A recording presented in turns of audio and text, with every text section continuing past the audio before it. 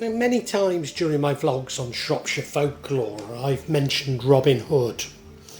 I think this just relates to the popularity of the Robin Hood legend throughout, I was going to say medieval England, but I believe it's the medieval Britain, to be honest. Indeed, much like the Arthurian myth, Robin Hood appears to have been used in early place marketing campaigns. Like many parts of the UK, Shropshire has numerous pubs named after Robin Hood, including in Iron Bridge and Market Drayton. I'm sure I recall others, but maybe I'm confused with the Robin Hood in Cardiff, which I used to live opposite. That was prior to it being owned by Charlotte Church, and while the area was still called Canton rather than Pontcanna. But there are many other places named after the famous outlaws, such as Robin Hood Butts, a pair of round barrows 150 feet apart near Ludlow. Apparently this is a common name for round barrows all over England. There is also a legend which claims that Robin Hood climbed a tree that once stood on the Butts and shot an arrow at the tower of St Lawrence's Church in the centre of Ludlow, some 2 miles away. But his aim was short and the arrow embedded in the chancel roof, albeit that the iron arrow was actually the emblem of the Palmers Guild of Ludlow. There are, however, 2 stories related to Shropshire which do appear to have some credibility for relating Robin Hood to Shropshire, that I will recount later.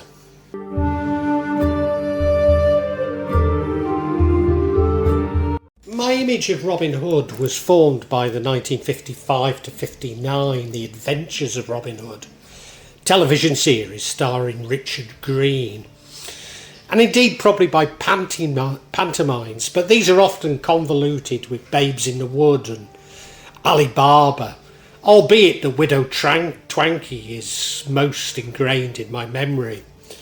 These build on the traditional legend of Robin Hood as a highly skilled archer and swordsman, said to be of noble birth in North Nottinghamshire's Sherwood Forest. The story developed to include his lover, Maid Marian, his band of outlaws, the Merry Men, and the Sheriff of Nottingham. The Sheriff is often depicted as assisting Prince John in uprising the rightful but absent King Richard, to whom Robin Hood remains loyal.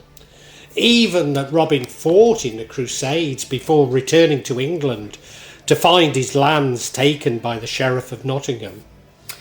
His partisanship of the common people and his hostility to the Sheriff of Nottingham are the earliest recorded features of the legend.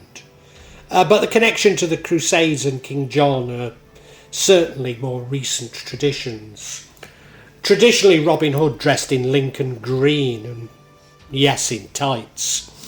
He's said to have robbed from the rich and given to the poor. In 1963, books about him were nearly banned in Indiana for promoting communism. Indeed, I even watched a vlog by an American creator on the real Robin Hood, claiming the legend was adopted as a part of Soviet propaganda.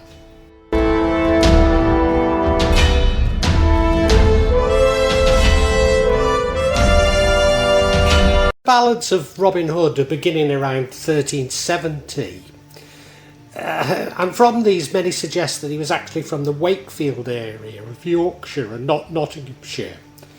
Indeed, during the Middle Ages, Robin Hood was more associated with Yorkshire than Nottinghamshire. However, the earliest surviving copies of the ballads that tell the story are from the second half of the 15th century and early 16th century. These early ballads are quite clear that Robin Hood was a yeoman and not a nobleman. A tradition dating back to at least the 16th century claims Robin Hood's birthplace as being Loxley, Sheffield in South Yorkshire. The original Robin Hood ballads originate from the 15th century, set events in the medieval forest of Barnesdale in Yorkshire, Barnsdale was a wooded area covering an expanse of some 30 square miles. There are two historic characters that may have been identified as potential real Robin Hoods. These being Robin Hood, who is documented as having lived in the city at Wakefield at the start of the 14th century, and Robin Hood, who is recorded as being employed by Edward II of England during 1322. Whilst these are a much later date than the tradition of Robin Hood being associated with the Crusades, there are some compelling reasons to reallocate the story to these latter times. Not least that Robin Hood is associated with the longbow, which did not become popular until this latter period. This would suggest that Robin Hood was not taking part in the Crusades, but a part of the Lancaster Rebellion, which was defeated by Edward II at the Battle of Boroughbridge in 1322. Interestingly, a time when the Sheriff of Nottingham did indeed have control over that part of Yorkshire. According to this theory, Robin Hood was thereafter pardoned and employed as a bodyguard by King Edward, and in consequence he appears in the 1832 court roll under the name Robin Hood. Unfortunately, more recent research has shown that this Robin Hood to appear on a court roll prior to the Battle of Boroughbridge.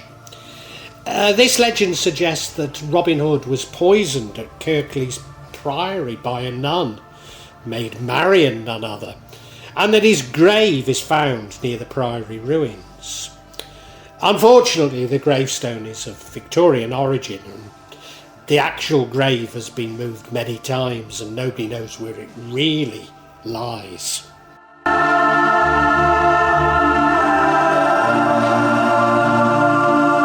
The earliest known legal records mentioning a person called Robin Hood or Robert Hod are from 1226, found in the York Assizes, when that person's goods worth 30 shillings and sixpence were confiscated and he became an outlaw.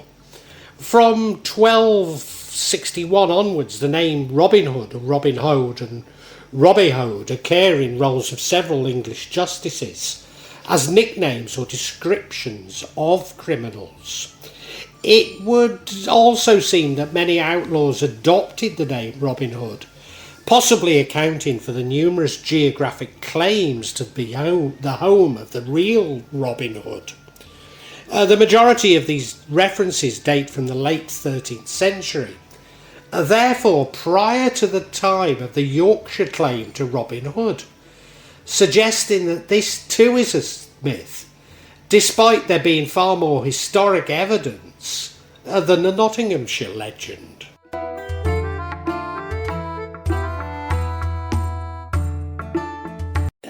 Now I'm first going to talk about Humphrey Kynaston, but you may know that I had in the past confused Wild Edric with Wild Kynaston.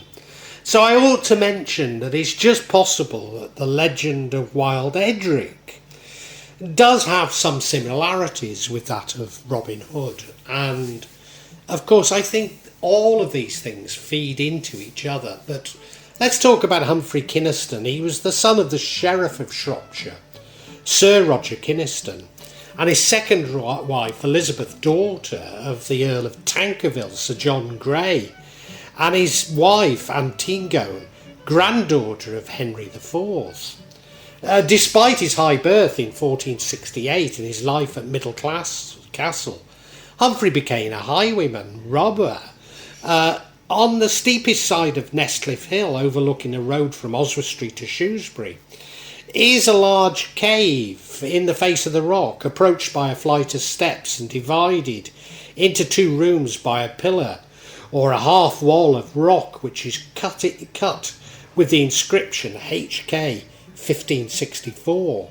It's known as Kynaston's Cave, the dwelling of Wild Humphrey Kynaston, a highborn outlaw of King Henry VII's time. Like so many outlaws across England, there are suggestions that Kynaston was the inspiration for the Robin Hood legend. including Wild Kynaston's reputation for providing for the poor. Indeed, the common people were said to have harboured and supported him. However, 300 years before Wild Humphrey, another outlaw lived in the very same part of Shropshire called Fulk Fitzwarren. Indeed, he's said to have lived in Nesscliff. I'm not sure if in a cave, but in Nesscliff with his accomplices. And Nesscliff being ideally located on the road between Oswestry and Shrewsbury, where rich wool merchants would travel between the Oswestry cloth market and the warehouses and finishing factories in Shrewsbury. Fulk Fitzwarren III was a rebellious Shropshire lord with a penchant for upsetting kings and sheriffs. His father, Fulk II, laid an ancestral claim to Whittington Castle in 1195, the castle being owned in the latter 12th century by Roger of Powys, and Fulk II tried to take possession of the castle. In the time of King John, Fulk III was ejected from his inheritance of Whittington. John had unexpectedly ascended to the throne in 1199 and refused to grant Fulk III Whittington Castle, instead handing the land to Merrick, son of the Welsh nobleman Roger of Powys. So yeah, this fits in with the Crusades and King John, doesn't it? So I don't know. There's one story in which he was asked to pay £100 for his ownership, but was cheated out of it, losing his inheritance and his capital. Fulk III becoming a freebooter, robbing the king's merchants, among other things, in the forest of Bryden. It's entirely possible that he was one of the noblemen who rebelled against King John, resulting in the Magna Carta. Following a period of exile in France, he's said to have met King John in the New Forest, although other versions suggest that this forest was in Shropshire with no mention of exile in France. Although it's possible that Fulk had accompanied King John to France. Capturing the king, he extracted a pardon, returning to Whittington Castle. Although more likely Fulk III simply paid the king to be granted back his inheritance. Or possibly he got it back as a result of a strategic marriage into the family of Llewellyn the Great of Wales. Now, I would say the chronology of these events is somewhat confused, as I have seen that this rebellion and that resulted in the Magna Carta came after this. So he clearly held a grudge. Like Wild Kynaston, he's portrayed as a crusader for the poor, distributing the spoils of his robberies amongst them. But others claim that he was a dangerous, bloodthirsty criminal. Nevertheless, it has been suggested that this is the true inspiration for the Robin Hood story.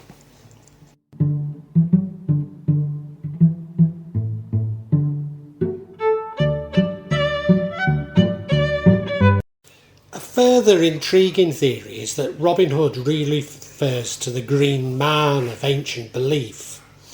Indeed, a gargoyle of the Green Man may be found at Southwell Minster in Nottinghamshire. This also seems to be related to Robin Goodfellow, or Robin of the Merry Green Wood, or even to the Goblin Puck. In fact, these all also relate to my vlog on Al-Qidra, the Islamic Green Man. Recently in Clun in South Shropshire, they have established a Green Man festival with, as might be predicted, Morris dancing. Despite my sarcasm, Morris dancing was a traditional method for the poor to get charity from the rich. In particular, in Shropshire, laid-off miners and foundrymen would dance in the winter to supplement their lost wages. So there is a parallel with the myth of Robin Hood stealing from the rich and giving to the poor. In early ballads, Robin Hood supported the lower classes, was devoted to the Virgin Mary and accepted special regard for women, and was associated with anti-clericism. As ever, this appeals to my animistic beliefs. There is also a legend surrounding the Great Oak in Sherwood Forest, as the Green Man is not only a part of nature, but speaks of the unity with the divine and the divine feminine. By the early 15th century, Robin Hood had become associated with May Day celebrations, with revellers dressing up as Robin or members of his band of merry men for the festivities. In some regions, the custom lasted until Elizabethan times. Robin was often allocated the role of May King, presiding over games and processions. Again, this has great resonance with an animistic divination of the Green Man. Furthermore, the Green Man also has links to the Arthurian legend of the Green Knight, including a Shropshire connection to Hawkstone Park, and therefore back to Fulk Fitzwarren. Now, I don't wish to suggest that Shropshire has a greater or even equal claim to Nottinghamshire or Yorkshire to Robin Hood. But like King Arthur, Robin Hood is a part of a common folklore tradition, which may indeed be linked to an animistic past. Tenuous though it may be, it is no less so than attempts to locate these legends within actual histories of real people, in much the same way that people hunt for the real King Arthur. Intriguing, as once again folklore seems to be pointing to animistic traditions that I've identified many times. Intriguing, yes, but almost certainly unverifiable.